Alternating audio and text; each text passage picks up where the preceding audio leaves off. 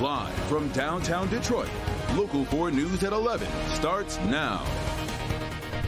Attorneys for Mel Tucker calling out the university tonight. They claim MSU has no cause to fire the football coach and even question the validity of the school's investigation into sexual harassment claims against him. We're glad you're with us tonight for Local 4 News at 11. I'm Devin Skillian. And I'm Kimberly Gill. It comes just a week after Michigan State University gave notice to Tucker that it will move forward with his firing, citing undisputed evidence of misconduct. Pamela Osborne is live for us tonight. Pam, there's several allegations in this new memo. There are, and with that notice of intent to terminate his contract, Mel Tucker also got 7 days to provide explanations as to why that should not happen. Tucker and his team responded today in 25 pages. Take a look.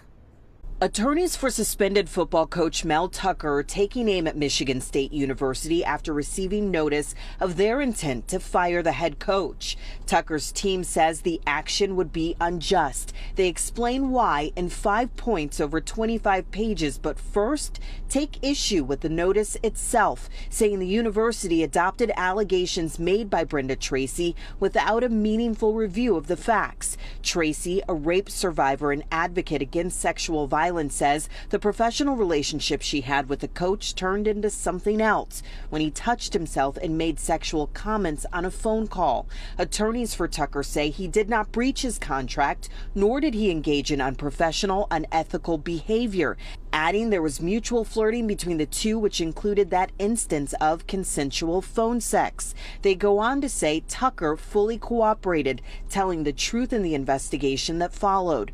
MSU, they say, failed to maintain the confidentiality of the investigation and that, quote, Tucker is just the fall guy for the university's negligence and malfeasance, the long history of which includes and predates the Nassar matter, but which unfortunately has continued and tainted the university's handling of this matter, end quote. They say the investigation was terribly flawed, unfair, and biased, noting that the notice of intent to fire last week was made off of information the university was aware of at least 7 months ago. So there's another step to this process, the final step really, and that is a formal hearing that's scheduled to take place at the end of next week. Tucker's team also taking an issue with that. At that meeting, they're supposed to be discussing if any policies were violated by Tucker in this instance related to this case. They want to know why the university filed that notice to terminate employment before that final hearing even takes place. We will, of course, be following all of these developments as the story moves forward. For now, reporting live for you tonight, I'm Pamela Osborne, Local 4. And we will be following it. Okay, Pamela, thank you. Rain chances moving in across Metro Detroit as we get this new work week underway. Kim joins us now. Kim, will it be sticking around for long? You know, it will off and on, but we'll have a little bit of rain for the morning commute, but then by the evening commute, it should be dry. But these are just spotty showers. We still have a couple that we're keeping an eye on. No big deal. Nothing heavy, nothing, no thunderstorms, anything like that. Just a couple sprinkles here and there that will last through the overnight hours and into the day tomorrow. Temperatures right now, though, holding in the 60s because we have that blanket of clouds. We will not see lows go down into the 40s and 50s like we had last week. They'll stay right around 60 to 61 degrees overnight tonight. 66 at City Airport, 64 Metro, 60 in Mount Clemens, Pontiac 63 in Howell. So tomorrow for your morning commute, there could just be a few sprinkles around, and then that will taper off as we go throughout the day. We might even see a break of the sun, but otherwise a cloudy day with temperatures running below normal. But a return to more summer-like weather is around the corner, and we'll talk about that in the forecast.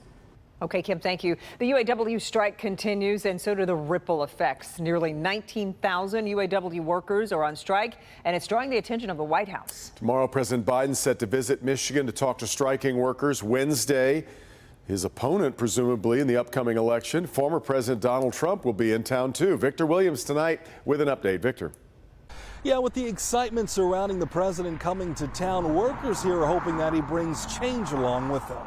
I feel like it's going to make a big impact. I just hope that, he is supporting us and kind of like pushes us, pushes the CEOs to do what's right. Ahead of President Biden's arrival, UAW members around the clock have been on strike for 11 straight days. However, the commander-in-chief has already gone on record with the support for the union altogether. I think the UAW gave up an incredible amount back when the automobile industry was going under. They gave everything from their pensions on, and they saved the automobile industry. Because of that reason, he believes UAW should have more of the upper hand. I think that now that the industry is roaring back, they should participate in the benefit of that. And if you take a look at the significant increase in salaries for executives and growth of the industry, they should benefit from it. So yes, I always support it. So far, it appears Ford is one of the companies making the most ground. Ford's wage increase over the next 4 years is now above 20%. It ends tiers, and temporary workers will now be bumped up to full-time. The cost of living adjustment formula abandoned in 2009 will now give unions the right to strike over plant closures and enhances the profit-sharing formula. It's something that Jazante Orr says is expected with the company. That's usually how it is. Ford usually has the best relationship with the UAW out of all three. And here's where Stellantis stands in negotiations. They did send us over the following statement, which reads, here are the facts. 21.4 compounded wage increases, $1 billion in retirement security benefits, inflation protection measures, job security, and more. Unlike the non-unionized transplants and EV startups who comprise the majority of the U.S. market, Stellantis relies on the collaboration between management and labor to ensure that our company remains competitive and therefore sustainable. That is a position that we have proudly embraced, but it also requires a balanced agreement that fairly rewards our workforce for their contributions to our success without significantly disadvantaging Stellantis against our non-union competitors. We stand ready to sign a record contract that positions our company to continue providing good jobs here at home and be the winner as the U.S. transitions to an electrified future. Victor Williams, Local 4. Victor, thank you. And those talks continue as the Ford Motor Company says it's pausing construction on a factory in Marshall. Ford saying in a statement it's pausing the project until it's confident it can competitively operate the plant. The plant is supposed to start making batteries in 2026 for new and existing electric vehicles and create more than 2,000 jobs. Meanwhile, over in Canada, auto workers say General Motors will be their next target for contract negotiations. Unifor ratified a new 3-year labor contract with Ford over the weekend. The union represents about 4,300 workers at 3 GM facilities in Canada. Talks with GM are set to begin tomorrow. Cold case murder of a 32-year-old flower shop owner is still unsolved. Deontay Box was shot and killed when he walked out of his home on Ohio Street back in 2017. Well, Box's family and friends say he devoted his life to caring for other people and that his death was just senseless violence. Today, Crime Stoppers announced a cash reward of up to $2,500 for information that leads to an arrest in the case. Family members say they just want closure. It's been 6 whole years. This boy been gone. 6 years, that's a long time. He deserved justice. Our family deserves peace. It ain't gonna take away us missing him, because he's gone. If you know anything about the case, anything that might help in the investigation, don't hesitate. Call Crime Stoppers at 1-800-SPEAK-UP. A West Michigan woman has been sentenced for a crash that killed her 3 sons. Leticia Gonzalez was in court today in Grand Haven and was sentenced to a minimum of 2 years and a maximum of 5 years. Authorities say Gonzalez was intoxicated when she crashed her vehicle into an icy pond in February of 2022. She pleaded no contest to 1 count of operating while intoxicated, causing injury.